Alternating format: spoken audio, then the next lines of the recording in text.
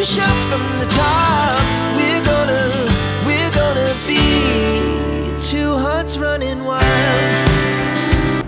नमस्कार दोस्तों, आज की वीडियो में मैं आप लोगों के लिए एक ऐसा प्रश्न लेके आया हूं जो कि आप में से जो लोग जॉबलेस हैं उनके दिमाग में भी शायद कभी ना कभी आया होगा कि जो लोग सिलेक्टेड कैंडिडेट्स हैं जो ऑलरेडी वर्किंग हैं, क्या उनको फिर से एग्ज़ाम देना चाहिए? क्योंकि जब वो दोबारा एग्ज़ाम देते हैं कोई दूसरी जॉब लेने के लिए तो उनकी वजह से कंपटीशन ज़्यादा हाई हो जाता है। और अक्सर आप देखते होंगे कि सेम लोग जो हैं बार बार एग्ज़ाम देते रहते हैं, अलग अलग पोस्ट लेते रहते हैं, और जो लोग जॉबलेस हैं वो कम ही आ पाते हैं इस एसएससी सीजीएल के एग्ज़ाम को क्लियर करके।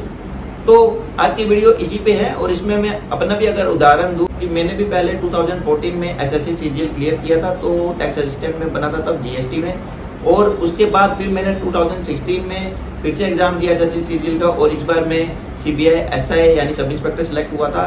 और उसके बाद फिर मैंने 2022 एसएससी सीजीएल के थ्रू जीएसटी इंस्पेक्टर ले लिया है, और इस बीच मेरी प्रमोशन भी आ गई थी सीबीआई में, यानी मैं सीबीआई इंस्पेक्टर से अब रिजाइन करके जीएसटी इंस्पेक्टर मैंने ले लिया है।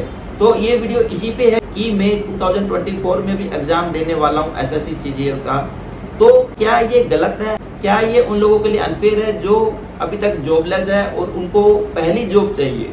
तो ये वीडियो इसी पे है, और इस पे आपके अपने क्या विचार है मुझे बाद में जरूर बताना कमेंट में। तो वीडियो स्टार्ट करते हैं। तो दोस्तों, मेरी एक रिसेंट वीडियो पे मुझे एक कमेंट आया किसी का, और उसमें उसने ये लिखा कि आप सीबीआई इंस्पेक्टर से जीएसटी इंस्पेक्टर बन गए हैं तो आप खुद ही स्टेबल नहीं है, तो आप औरों को क्या गाइड करेंगे? आपको अपना चैनल डिलीट कर देना चाहिए। तो ऐसा कमेंट इससे पहले मुझे कभी किसी ने नहीं किया, और हमेशा आप लोगों ने इतना प्यार दिया, आप लोगों ने कमेंट में हमेशा यही कहा कि आपकी नेक्स्ट वीडियो कब आए, आपकी वीडियो से काफी इंस्पायर होते हैं या काफी कुछ सीखने को मिलता है। तो यहाँ एक ऐसा कमेंट आता है कि आप जो है खुद ही स्टेबल नहीं है तो हमें क्या गाइड करेंगे। तो उनका ये कमेंट मैं आपको यहाँ दिखा भी देता हूँ, और मैंने जब इस पे थोड़ी और जांच पड़ताल करी इस कमेंट को जो लिखने वाले हैं, तो मुझे ये पता लगा कि इन्होंने पहले भी कुछ कमेंट किए हैं मेरी रिसेंट वीडियोस पे ही, जब उनको पता था कि मैं जीएसटी इंस्पेक्टर अब बन गया हूँ सीबीआई छोड़ के। तो वो कमेंट भी हम थोड़ा देख लेते हैं यहाँ पे, कि आप देख सकते हैं कि इससे पहले इन्होंने मुझसे ये भी पूछ रखा है कि गुरुदेव कह के कि हमें ये गाइड कीजिए कि किस तरह के लोगों को सीबीआई में लेना चाहिए या नहीं लेना चाहिए। और इसके अलावा भी उन्होंने मुझसे कुछ सवाल पूछे हैं, जैसे आप देख सकते हैं इन कमेंट्स में। तो अचानक वो मुझे ऐसा कमेंट करते हैं कि आप जो है खुद ही स्टेबल नहीं है तो आप जो है गाइड कैसे करेंगे।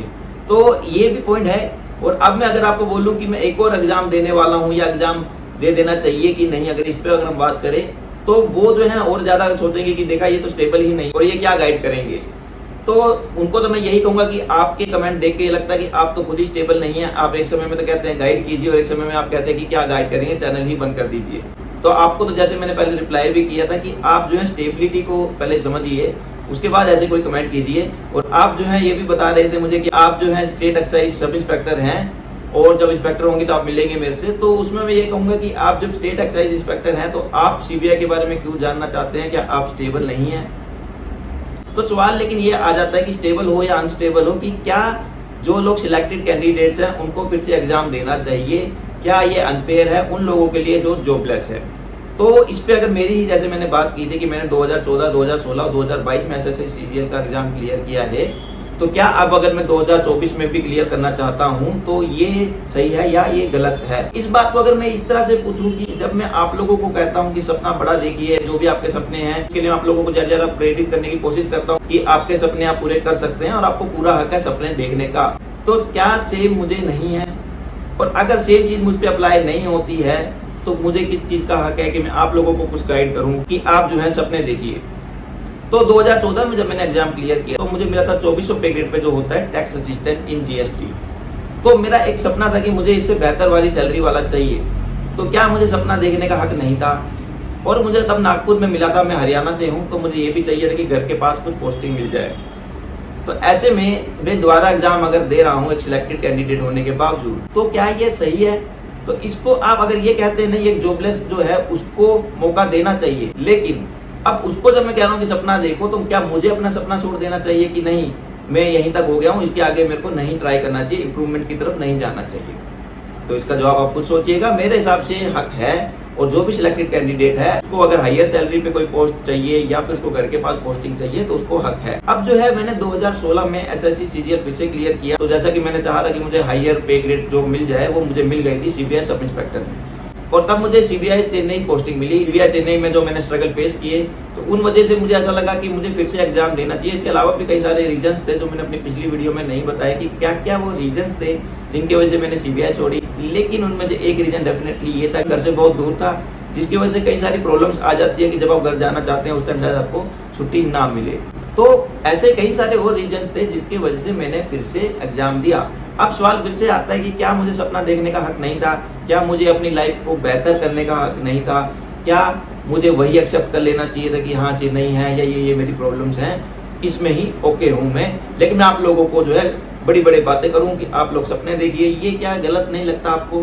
क्या गाइड करना मेरा तब बनता सही कि मैं खुद तो सपने देखना एक्सेप्ट नहीं कर रहा हूँ, लेकिन आप लोगों को कह रहा हूँ कि नहीं, सपना देखना सही है, पॉसिबल है। तो अब मैं जो वो खुद नहीं कर रहा हूँ तो आपको कहने का मुझे हक नहीं है, ऐसा मुझे फील होता है। और यही मैं उस चीज का भी जवाब देना चाहूंगा। इन्होंने ये कमेंट किया था कि गाइड मत कीजिए, तो मुझे लगता है कि जब तक मैं सपना देख सकता हूँ, जब तक मैं सोचता हूँ कि सपना देखना चाहिए, और सेम चीज मैं अगर आप लोगों को बता रहा हूँ तो उसमें कुछ गलत नहीं है। ऐसी गाइडेंस बिल्कुल अच्छी है। और अगर मैंने एग्जाम क्लियर किया है और आप लोगों को बता रहा हूँ किस तरह से एग्जाम क्लियर कर सकते हैं, तो वो भी गाइडेंस गलत नहीं है। इसके अलावा अगर मैंने सीबीआई में कुछ एक्सपीरियंस है मेरा, उसके रिगार्डिंग आप लोग कुछ मुझसे पूछते हैं, तो उसके लिए भी मुझे हक है कि मैं आप लोगों को गाइड कर सकूं, क्योंकि मुझे कुछ अनुभव हुआ है वहाँ पर। तो वो अनुभव मैं आप लोगों के साथ शेयर करता हूँ, आप लोगों को हेल्प करता हूँ कि आप लोग सही डिसाइड करें कि आपके हिसाब से ये जॉब सही है या नहीं है। लेकिन मैं कभी आप लोगों को ये नहीं कहता कि आप सीबीआई ले लीजिए या आप जीएसटी ले लीजिए या आप इनकम टैक्स ले लीजिए, क्योंकि अगर मैं आप लोगों को ऐसी चीज़ कोई बताऊं तो आप मुझे बिल्कुल सही कह सकते हैं कि आप तो खुद ही स्टेबल नहीं है, आप कभी इधर भाग रहे हैं, कभी इधर भाग रहे हैं। आप जो बेस्ट जॉब बताते हैं फिर आप उसमें लेके खुद चेंज कर लेते हैं। तो समय के हिसाब से प्रायोरिटी बदलती है। कोई इंसान हो सकता है कि इनकम टैक्स इंस्पेक्टर चाहता है, तो जब वो एग्जाम देता है तो उसे मिलता है जीएसटी इंस्पेक्टर, या फिर हो सकता है उसको मिल जाए सीबीआई सब इंस्पेक्टर, एनआईए में या किसी और डिपार्टमेंट में। तो क्या उसको फिर से देना गलत है? बिल्कुल नहीं। उसको पूरा हक है कि वो फिर से एग्जाम दे, और वो जो एक्चुअली में चाहता था उसके लिए फिर से सपना देखे और फिर से एग्जाम दे। तो अगर उसको उसी जॉब में कंफर्टेबल लगता है तो वो भी सही है। लेकिन ये जो है उसकी मर्जी होगी, ये जो है आप डिसाइड नहीं कर सकते।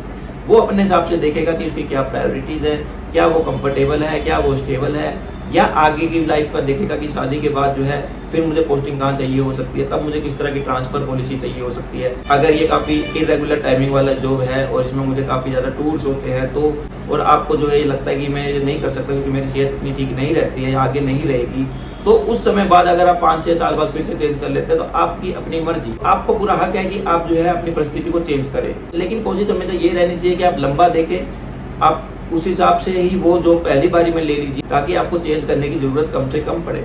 लेकिन अगर आप चेंज करते हैं तो उसमें कोई बुराई नहीं है, उसमें कुछ गलत नहीं है, उसमें आप किसी का हक नहीं मार रहे हैं। तो अगर आप जॉबलेस है और आपके मन में कभी ये आया था कि ये लोग जो है हमारा हक छीन रहे हैं, या ये लोग जो बार बार एग्जाम देते हैं ये गलत है, इनको हमारा सोचना चाहिए, तो वो आप लोगों से कुछ छीन नहीं रहे हैं, वो अपना सपना देख रहे हैं, आप अपना सपना देखिए। अगर वो सिलेक्शन के बाद पूरा दिन काम करने के बाद फिर से रात को पढ़ सकते हैं, इतनी हिम्मत जुटा सकते हैं, तो आप लोग जो है जॉबलेस होकर दिन रात क्यों नहीं पढ़ सकते हैं? तो इसमें कुछ गलत नहीं है कि अगर कोई सिलेक्टेड कैंडिडेट फिर से एग्जाम देता है तो वो भी कभी जॉबलेस ही रहा होगा। तो ऐसा नहीं है कि जो सिलेक्टेड लोग होते हैं वो बार बार आते हैं, कभी ना कभी जॉबलेस ही रहा होगा। वो एक बार सिलेक्ट होने के बाद चीज़ों को समझता है कि नहीं, मुझे अपनी मनपसंद पोस्टिंग नहीं मिली है, या नहीं अब मैंने शादी कर लिया, अब मुझे अपने लिए ज़्यादा टाइम चाहिए, या नहीं अब मेरी सेहत ठीक नहीं रह रही इसलिए मुझे चेंज करना पड़ रहा है, दूसरा डिपार्टमेंट लेना पड़ रहा है, या नहीं मुझे घर के पास पोस्टिंग चाहिए। बहुत सारे अलग फैक्टर्स हो सकते हैं। जब आप जॉबलेस होते हैं और आप बस ये सोचते हैं कि एक बार जॉब मिल गई फिर मैं एकदम से स्टेबल हो जाऊं, उसके बाद मुझे कोई दूसरी जॉब की जरूरत नहीं पड़ेगी। तो आज की वीडियो में जैसा कि सवाल था कि क्या सिलेक्टेड कैंडिडेट को फिर से एग्जाम देना चाहिए, तो मेरे हिसाब से, मेरे विचार में हाँ बिल्कुल उनको इसका हक है। कोशिश हमेशा ये रहनी चाहिए किसी भी जॉबलेस कैंडिडेट की, जो वो पहली बार ही जॉब ले रहा है उसके बारे में मैक्सिमम जान ले और तब वो ले, ताकि उसको बार बार ये डिसीजन चेंज ना करना पड़े कि उसको कौन सी जॉब चाहिए। लेकिन अगर उसको करना भी पड़ता है तो भी उसको पूरा हक है कि वो सपना देखे और अकॉर्डिंगली अपनी लाइफ को बेहतर करता जाए।